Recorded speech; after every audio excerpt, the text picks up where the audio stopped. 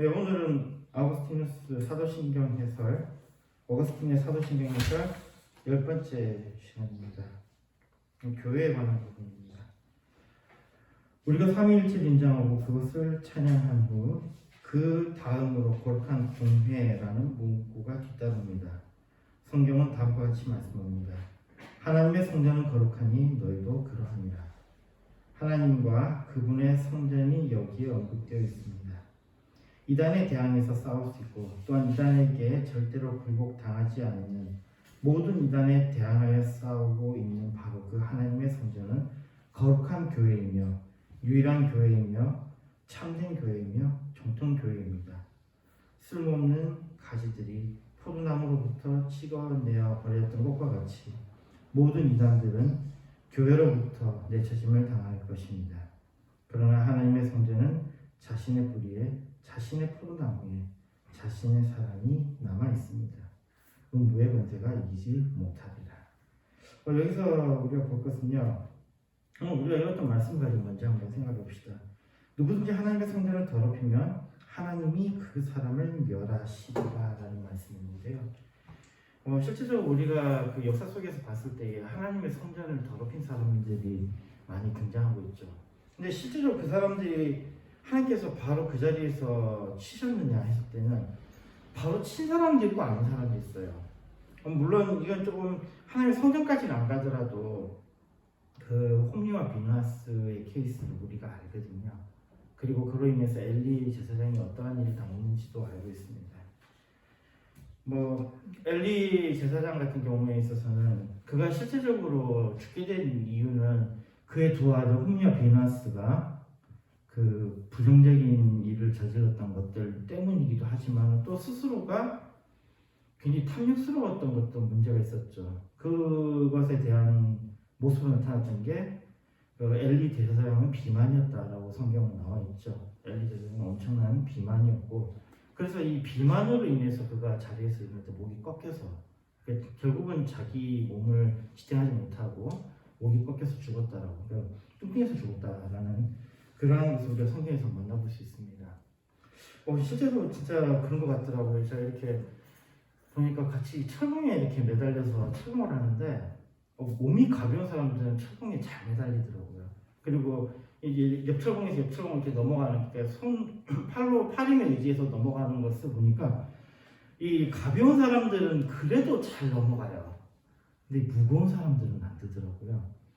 실제적으로 보면은 그 클라이밍이라는 또 스포츠가 있습니다. 보면은 암벽 오르기 해가지고 곳곳에서 보면 이렇게 실제적으로 암벽 오른다기보다는 이렇게 절벽 모양을 만들어가지고 손 잡을 수 있는 발 디딜 수 있는 걸 만들어서 이렇게 올라가는 그런 것이 있는데 그거 보면은 여성하고 남성하고 같이 이렇게 해보면은 의외로 여성들이 훨씬 잘하죠. 그게 왜 그러냐면 몸이 가벼워서요. 실제적으로 이 몸이 가볍고 아니고는 우리 일상생활에서도 영향을 많이 미치더라고요. 그리고 몸이 일어났다 앉았다 할 때도 그 비만인 사람들은 실제로 관절에 무리가 다른 사람보다 더 많이 간다고 하네요. 그러니까 이게 비만이라는 것이 관절에 여러 가지 무리가 간다라는 것은 그만큼 근력이 받쳐주지 못한다는 이야기예요. 그러니까 이게 근육이 있어서 몸이 무거운 거하고 또 다른 차원인 거죠. 근육이 있으면 그걸로 이렇게 힘을 낼 수 있으니까 상관은 없는데 그게 아니라 진짜 그냥 비만이어서 문제가 된다라고 하는 거는 그런 거죠.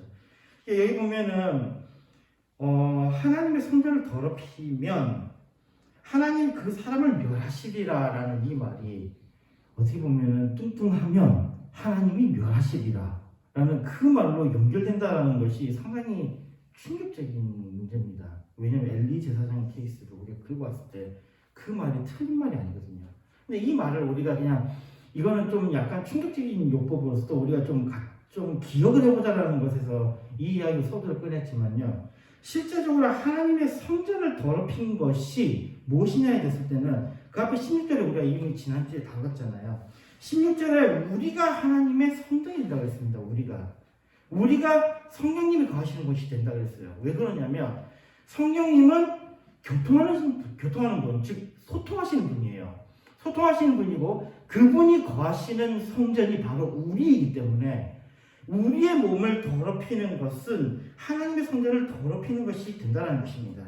그렇게 됐을 때 그것이 하나님께서는 반드시 그를 멸하신다라고 말씀하셨는데, 이거 보면은 우리가 단순하게 이제 그 사람들을 겁주기 위해서 성전을 더럽히면 안 돼요. 근데 성전이 지금 남아 있습니까? 우리가 좀 다시 좀 이렇게 의문을 던져보면요, 성전이 남아 있습니까? 어떤 사람은 성전을 교회라고 하시는 분도 있더라고요. 근데 교회는 성전이 아닙니다. 교회는 하나님을 믿는 그 예수 그리스도를 주로 시인하는 자들의 모임을 교회라고 그래요.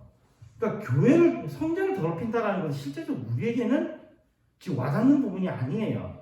성전이 역사상에 있었던 것은 딱 그때밖에 없습니다. 언제냐면 솔로몬 시대부터 언제까지요? 헤롯 때까지요. 그리고 헤롯 이후에도 성전이 더럽혀지는 게 어떻게 더럽혀졌습니까?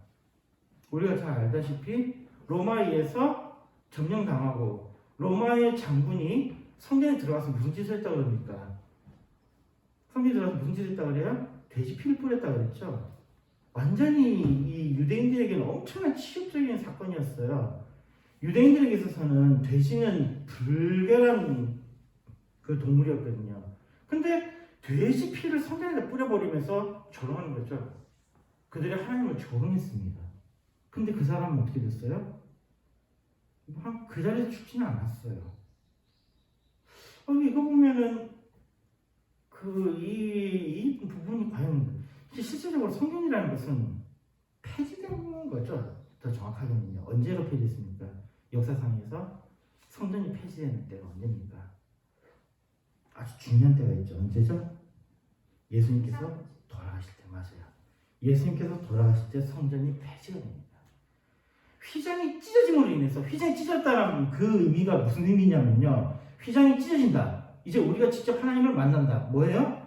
휘장이 찢어진다라는 것은 성령님이 함께 하신다라는 의미인 거예요. 휘장이 찢어짐으로 인해서 하나님은 성전에 계신 하나님이 아니라 어떤 하나님이 되어버린 거예요. 모든 사람에게 함께 하신 하나님이 되는 겁니다. 우리와 함께 하신 하나님, 임마누엘이 함께 하시는, 그러니까 그 성전의 휘장이 찢어진 그 사건이 바로 뭐냐? 그게 바로 임마누엘이에요. 딱 말 그대로예요. 임마누엘. 이전까지 성전에 계시던 하나님이 휘장이 딱 찢어지면서 어떻게 하는 거예요? 우리가 직접 지금부터 이제 나가는 거예요. 우리가 직접으로 지금부터 나간다는 것은, 그럼 우리가 지금부터 그 장소로 나가는 것이 아니라 우리의 마음으로 나가는 거거든요. 우리의 마음으로 나간다는 것은 우리 안에 성령님이 거하신다라는 의미가 되니까 그 성전이 뭘로 바뀌냐면 우리로 바뀌는 거예요.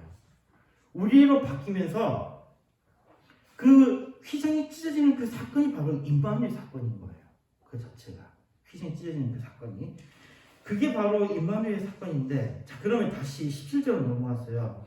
성전을 더럽히면 하나님이 그 사람을 멸하시리라 라고 하면서, 여기에는 그 하나님 성전을 더럽히는 너희도 그러하니라 라고 말씀하고 있는 것을 봤을 때는, 실제로 우리가 죄를 짓고 우리의 마음이 더럽혀져서 이곳에 성령님이 거하시지 않게 되면은 우리는 멸함을 당할 것이다 라고 생각할 수 있겠죠. 그러나 이 부분은요, 뒤에 죄 용서에 관해서의 부분에서 분명히 이건 아니라고 합니다. 분명히 말씀합니다. 우리가 죄를 짓는다고 성령님이 그곳에 거하지 못하는 건 아니에요. 여기서 더럽힌다는 의미는 그런 의미가 아니라는 거예요. 그럼 또 뒤집어서 이야기하면요, 만약에 우리 마음에 성령님이 임하시지 않는다면, 우리의 마음에 성령님이 임하시지 않는다면 우리는 멸망당한 게 맞나요? 하나님께서 우리를 멸하신 게 맞나요? 맞죠. 성령님이 우리 안에 거하신다는 것은 우리가 성령 세례를 받는 건데, 성령 세례를 받지 않으면 우리는 뭘 안 믿는 거예요? 예수님을 믿지 않는 것이잖아요. 예수님을 믿지 않는 자는 어떻게 되는 거예요? 성경의 말씀대로 멸망당한다 그랬습니다. 멸망. 우리가 잘 알고 있는 말씀 있잖아요. 하나님이 세상을 이처럼 사랑하사 독생자를 주셨으니 누구든지 그 이름을 믿는 자는 뭐예요? 멸망하지 않고 영생을 얻게 하려 하시느니라. 예수 그리스도를 믿으면 영생을 얻어요. 영생을 얻는다는 말은 멸망당하지 않는다는 겁니다. 근데 그 반대는 뭐예요? 멸망당한다는 거죠. 이 명제는 너무나 명확한 명제입니다. 우리 안에 성령님이 거하시지 않는다면 우리는 멸망을 당한다는 것입니다. 자, 그런데 여기서 그러면 우리 몸이 더럽혀지는 것이 무엇이냐 이겁니다. 우리 몸이 더럽혀지는 것. 성전이 더럽혀지는 것이 무엇이냐 이거예요. 성전이 더럽혀지는 것이 무엇이냐. 죄 짓는 게 아니라고 했습니다. 바로 그 어거스틴이 여기서 말하고 있죠. 어거스틴이 여기서 이단에 관해서 이야기하는 것은 여기는 의견이 아니에요. 우리 하나님의 성전이 더럽혀지는 것은 바로 이단에 빠지는 겁니다.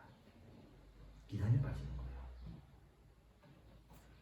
이게 명확하게 할 필요가 있습니다. 우리가 뭐 남의 것을 훔쳤다, 남의 것을 탐했다, 누구를 죽였다, 이런 문제로 우리 성전이 더럽혀지는 게 아니라는 겁니다. 성전이 더럽혀지는 것은 바로 이단에 의해서 더럽혀진다는 거예요. 근데 이 말씀이 이단은 뭐 그렇게 대단한 거라고 그러지만요. 이 말씀은 십계명의 가장 중요한 첫 번째 있는 말씀부터 이 부분을 다루고 있는 거예요. 너는 나 외에는 다른 신은 내게 말지니라. 이단에 빠진다는 것은 바로 다른 신을 섬기는 것입니다.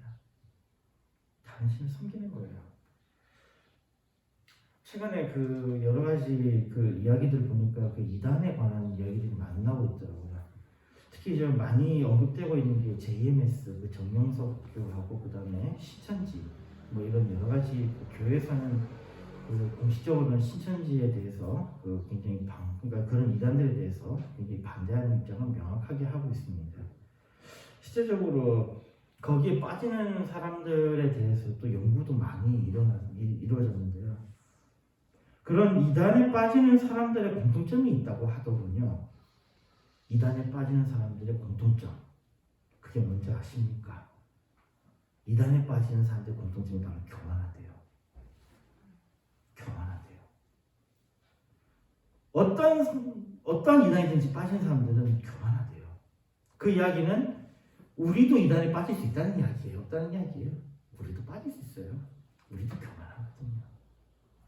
누구나 이단에 다 빠질 수 있다는 거예요. 자, 그럼 이들이 어떻게 교만하냐 이거죠.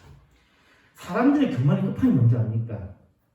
사람들이 교만하다는 것을 명확히 증명해 주는 것이 무엇이냐면 바로 인정받고 싶어하는 것입니다. 사람이 인정받고 싶어하는 바로 그게 교만이에요. 그런 대화를 한번 나눠봤습니다. 그 여자들이 왜 그렇게 화장을 하고 여자들이 왜 이렇게 이쁜 옷을 입느냐. 물론 사회적으로 어떤 그 역할 때문이기도 하지만요. 결국은 그로 인해서 자랑하려고 하는 거잖아요. 자신을 자랑하기 위해서. 뭐 그걸 조금 겸손하게 이야기하면 그래도 남한테 피해를 주지 않기 위해서라는 그런 말로 뭐 좀 축소시켜서 말하기도 하지만 결국은 우리가 뭔가를 하는 것은 자랑하기 위한 것이잖아요. 자, 그러면 자랑하는 것 이것이 나쁜 것이냐? 아니에요. 우리가 그 스스로 자부심을 갖고 자랑을, 그러니까 내가 내 스스로를 다른 사람에게 떳떳하게 내보일 수 있어야지 나도 힘이 있는 거예요. 그러니까 교만한 것이 무조건 나쁜 것은 아니다라고 생각할 수 있는 거죠.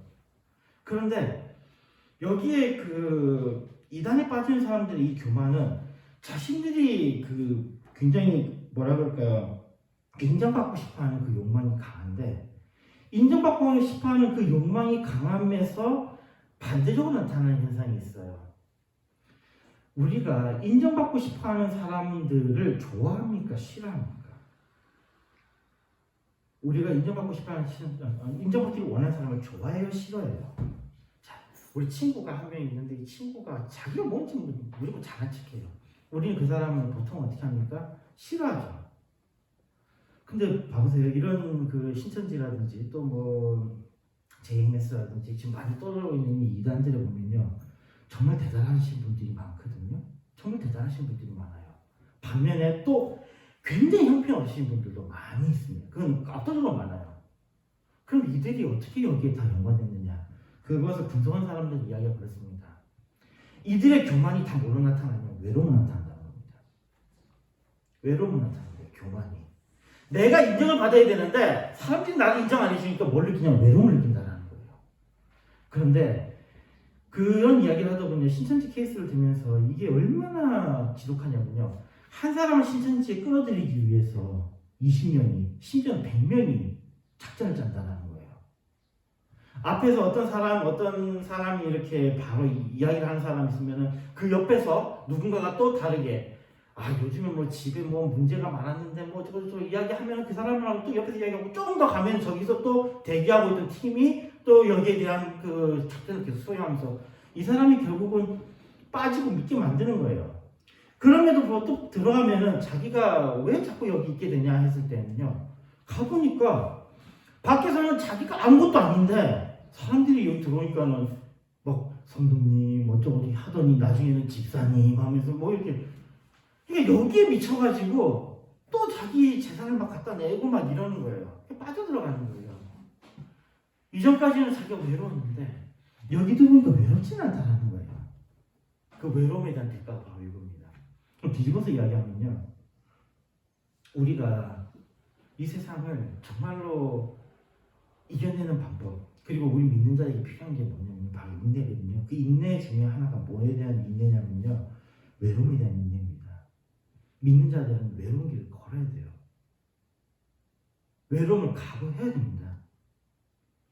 이게 뒤집어서 이야기하는 우리 믿는 자들이 가져야 되는 덕목입니다. 그런데 외로움을 거부하는 자들은 결국은 교만한 자들이고 그 교만한 자들은 잘못된 길을 선택할 수 있게 된다는 겁니다. 아니나 다를까 어거스틴 시대에도요. 정말 수많은 이단들이 있었습니다. 정말로요. 이들이 왜 이런 이단에 빠졌을까요? 마찬가지예요. 이들의 이단의 모습이 뭐였냐? 바로 교만한 모습이었다는 겁니다. 그것도 증명하다기보다는 우리가 충분히 볼 수 있는 것들이요. 심지어는 교회 내에서도 그랬죠. 나는 아볼로파다. 나는 그리스도파다. 나는 바울파다. 왜 그건 아닙니까? 자기가 정통성이 있다고. 내가 더 우월하다 이거예요. 근데 복음에 우월함이 필요 있습니까? 우리가 구원받는 데에 그 우월함이 필요합니까? 우월함이 필요 없다는 것은 내가 자랑할 것이 없다는 이야기인데 자랑할 것이 없다는 건 뭐예요? 내가 외로운 길을 가진다는 이야기예요. 다른 사람들이 나를 봐주지 않는다는 건 평범하니까 봐주지 않는다는 거예요. 근데 그 길을 가진다는 거예요. 그 길 안 가져서 이게 이단에 빠진다는 거죠. 하나님의 성전을 더럽히는 것이 바로 이것입니다. 어거스틴은 이걸 지적했어요. 이단에 대항해서 싸울 수 있고 또한 이단에게 절대로 굴복당하지 않는 모든 이단에 대항해서 싸우고 있는 바로 그 하나님의 성전은 거룩한 교회이며 유일한 교회이며 참된 교회이며 정통교회입니다. 여기 이 정통교회라는 단어가 뭐냐면요. 에클레시아 카톨리카예요. 우리는 그냥 가톨릭 교회라고 이야기하고 있는데 가톨릭이라는 의미가 정통이라는 의미예요. 상당히 재밌습니다. 그 동방정교회도 자기가 뭐라고 하냐면 정교회라는 거예요. 자기가 정통이라는 거예요. 정교회. 바른 교회라는 거예요. 얼소독스라는 바른 교회라는 의미고요. 그 다음에 또 이쪽 서방에는 뭐예요? 자기가 가톨리카. 뭐예요? 자기가 정통이라는 거예요. 가톨리카라는 게 정통이라는 뜻이거든요. 저도 처음에 그 가톨릭 교회에 대해서 잘못된 그 생각을 갖고 있었을 때는 이 사도신경을 접고 있을 때 카톨리카라는 단어가 나오니까 이게 가톨릭 교회를 의미하는가 했는데 그게 아니고 이게 정통이라는 의미예요. 정통. 그러니까 가톨릭도 자기들의 교만함이 보여주는 게 뭐냐면 자기가 정통교회다라는 교만함을 보여주는 겁니다.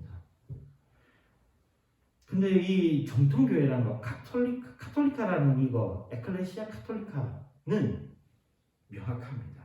이들은 유일한 교회이면서요. 거룩한 교회예요. 거룩한 교회이면서 유일한 교회인데 이 교회는 반드시 그리스도가 머리가 되십니다. 그리스도가 그 중심에 있습니다. 그러기에 카톨릭 교회는 그 중심에 그리스도가 있어야 그게 카톨릭 교회예요. 그 중심에 만약에 이상한 사람이 있고 이상한 사제가 있고 뭐 황제가 있고 이러면 그거는 이단이에요. 그건 하나님의 성전을 더럽히는 것입니다. 이름의 문제가 아닌 거예요.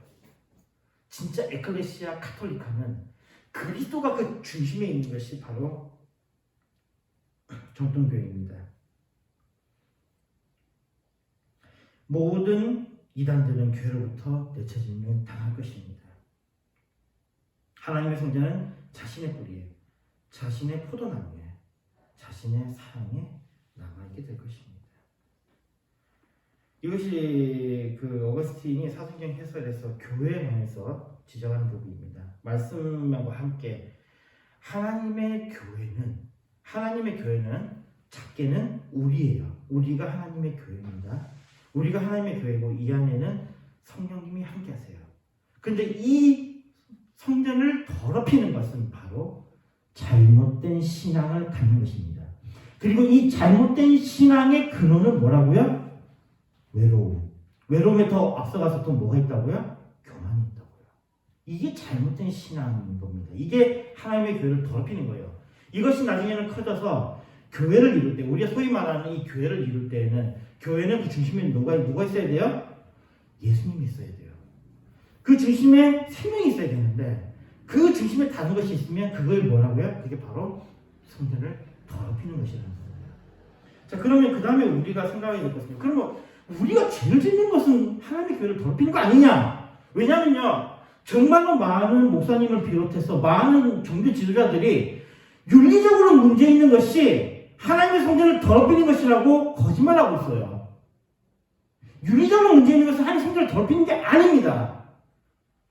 우리 기독교에는요, 이거 너무 명확해요.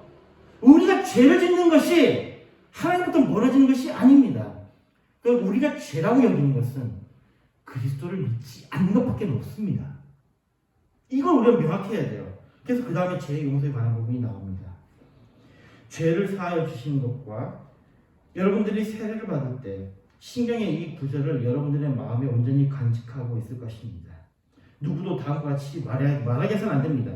저는 이러저러한 죄를 지었습니다. 저는 어쩌면 용서받지 못할지도 모릅니다. 이런 이야기 하지 말라는 겁니다. 이런 이야기 하지 말라는 거예요. 여러분은 무엇을 행했습니까? 여러분이 지은 죄가 그렇게 대단한 것입니까? 여러분이 저지른 죄악 중에서 잔인하고 무겁고 끔찍한, 심지어는 생각하기조차 두려운 죄를 말씀해 보십시오. 여러분들 자신이 원하는 것은 무엇인지 행했다고 말씀하시겠지만 그리스도를 죽이는 일이 여러분들이 가능했었습니까? 아니, 죄 중에서 가장 큰 죄를 따져보니까 그리스도를 죽이는 죄네요. 이거보다 더 큰 죄 있습니까? 이거보다 더 끔찍한 죄악이 또 있겠습니까? 그리스도보다 우리에게 더 소중하고 좋은 것이 없기 때문입니다. 그리스도를 죽이는 것, 이것이 얼마나 큰 죄입니까? 정말 큰 죄죠. 우리가 지금 사도신경에서 계속해서 두고두고 본디오 빌라도를 씹는 게 뭐 때문입니까? 바로 그리스도를 죽이는 그 죄를 저지른 자가 바로 본디오 빌라도예요. 그리스도를 죽이게 하는 자가 바로 본디오 빌라도입니다. 이것보다 큰 죄가 있습니까? 이것보다 큰 죄가 있어요. 그리고 본디오 빌라도로 하여금 예수님을 죽이게 하는 그 짓을 벌인 사람이 누굽니까? 바로 유대인들이잖아요. 유대인들보다 더 큰 죄를 지은 자들이 있습니까? 세상에서 가장 좋은 게 뭔데요? 세상에서 가장 좋은 게 뭔데요?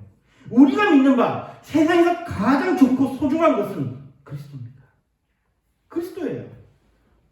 수많은 천국의 천국에 관한 예언 속에서 우리가 모든 것을 다 팔고도 가져야 되는 것, 진주 같은 것, 우리는 보아, 그것이 무엇입니까? 그게 바로 예수잖아요. 예수 그리스도잖아요. 이 좋은 것을 죽이는 것보다도 더 악독한 죄가 있냐 이겁니다. 여전히 사도신경이 읊어지는 곳에는 본디오 빌라도는 여전히 씹힐 겁니다. 이거보다 더 큰 죄를 저지른 사람이 있습니까? 그런데 유대인들은 그분을 죽였습니다. 그렇지만 이후에 많은 사람들은 주님을 믿었고 주님의 보혈을 마셨습니다. 그리고 오히려 죄를 졌던 그들은 그것을 위해 용서를 받았습니다. 여기가 충격적인 거예요. 예수님을 죽였던 자들이 어떻게 됐다고요? 그렇게 큰 죄를 지었던 자들이 어떻게 됐다고요? 그들이 예수님을 믿었다니까요. 바울은 그래도 이방인들에게 복음을 전했다 치면요, 베드로를 비롯해서 많은 제자들이 누구를 향해서 복음을 전했습니까? 적어도 베드로는 누구를 향해 복음을 전했습니까? 유대인이잖아요. 첫째는 유대인이요.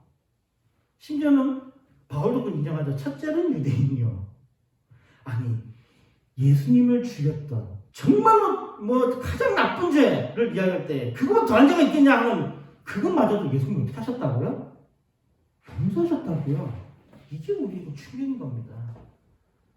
본녀 빌라도도 모르죠. 그 사람이 회개했다 그러면 예수님이 용서하셨을까요? 본녀 빌라도 회개했는지는 모르겠습니다만 그리고 그거 도만지는 모르겠습니다만 분명한 것은요. 본녀 빌라도도 아마 회개하셨다면 예수님께서는 용서하셨을 겁니다. 용서하지 못할 게 뭐예요? 우리가 용서하지 못할 게 무엇이 있습니까? 우리가 성경에서 보면요. 바울이 나타납니다. 이 바울의 회심이라는 게 굉장히 큰 의미가 있어요. 자 보세요. 예수님을 죽인 자가 누구예요? 유대인이잖아요. 유대인에 속한 자가 바울이었어요. 사울이었어요.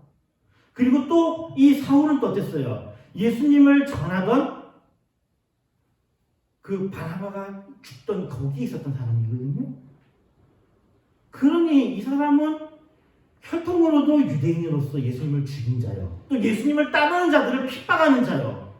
죄인 중에 괴수가 바로 바울이에요. 근데 이 바울이 어떻게 된 거예요? 예수님을 만나고 그가 변화됩니다. 그리고 그가 주님을 위해서 열심을 내는 사람이 되었고 또 주님을 위해서 뭐 전설에 따르면 순교했다고 하니까 순교자가 되었다라는 거죠. 이게 얼마나 큰 사건이겠습니까? 바울을 딱 들여다보면요 이미 끝난 거예요. 우리가 죄를 짓는 것은 어떻게 될 수 있다? 반드시 용서받을 수 있다. 뭐 하면요? 예수 그리스도를 믿으면. 예수 그리스도를 믿으면 용서받을 수 있다는 것입니다.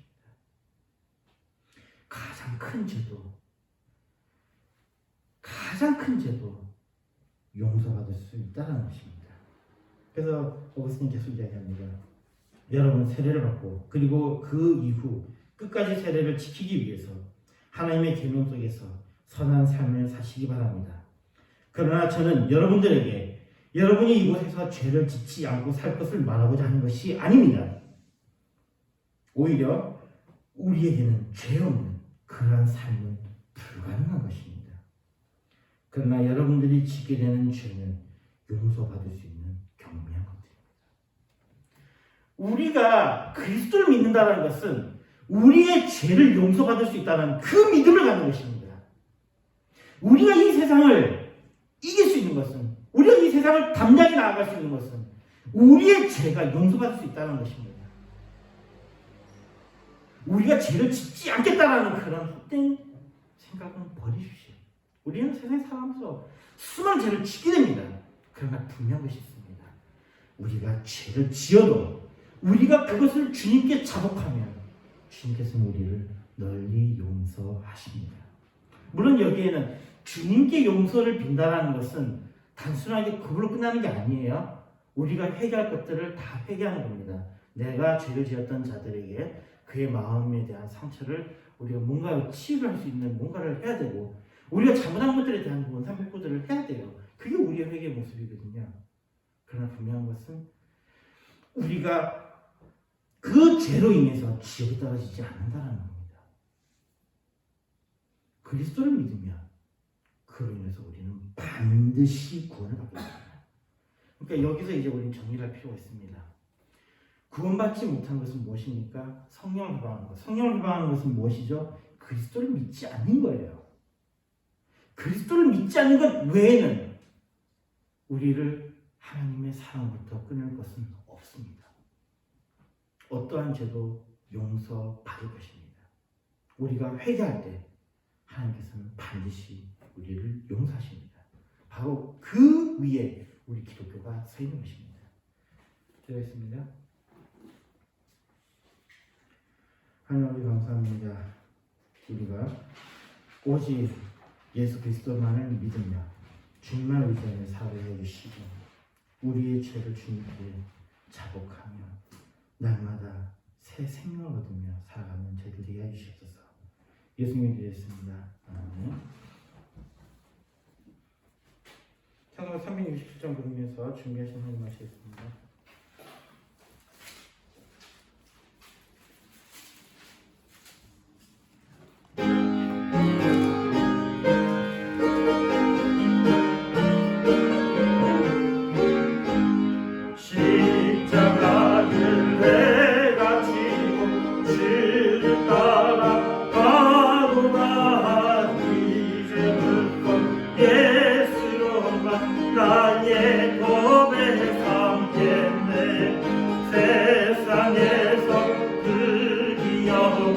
모두 잃어버려도 주의 평안 내가 받고 영생 복을 얻겠네. 주도 공유 당했으니 나도 공유 당하리. 세상 친구 감사하네. 예수 진실하도다. 예수 나를 사랑하사 빛난 얼굴 되시면 원수들이 미워하나 염려할 것 없도다. 내가 비판할 때에 주의 품에 안기고 세상 모두 당할 수록 많은 위로 받겠네. 주가 주신 기쁨 외에 기뻐할 것 없냐. 주가 나를 사랑하니 염려할 것 없는 인생. 아멘. 감사합니다.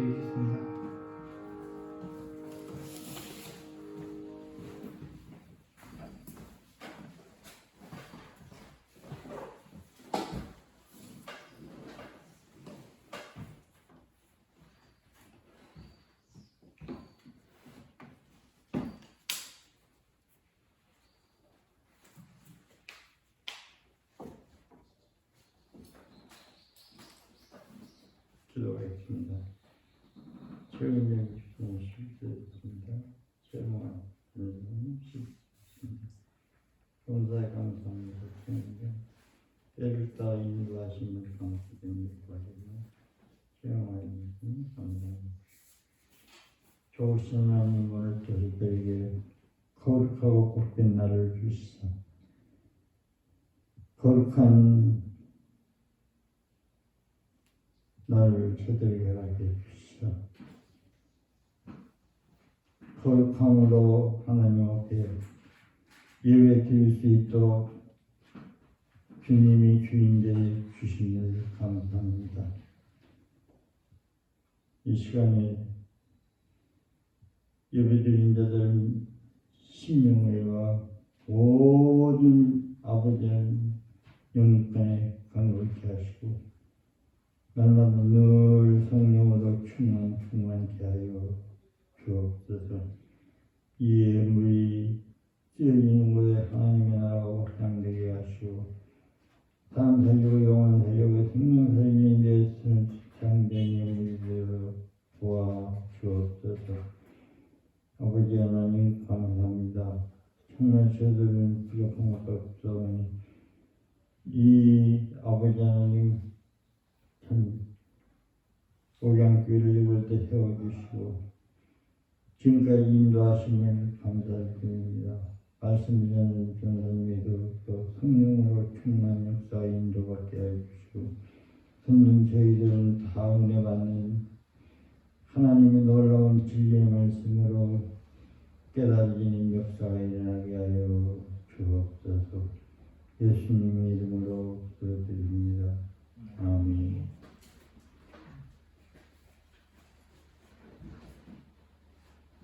사도가 1장입니다.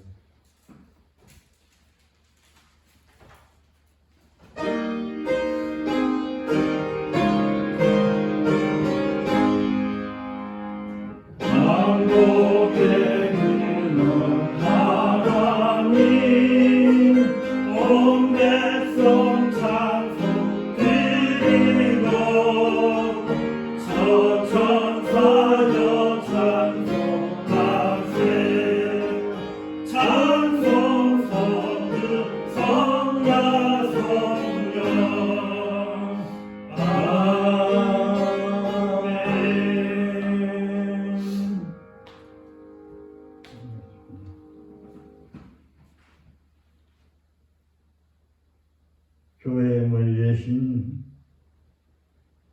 우리 구 예수 그리스도의 은혜와 크신 하나님의 사랑과 성령님의 교통하심이 오늘 예배드린 모양교회 사랑하는 성도들 머리와 가정이야 하는 일 위에 또 전 세계 아버지 예수 그리스도를 믿고 믿음으로 예배드린 자들 머리 위와 가정이야 하는 일 위에 앞으로 전도받아서 구원받을 자들 머리 위와 가정을 하는 일 위에 이후부터 영원토록 항상 함께 있을지어다. 아멘.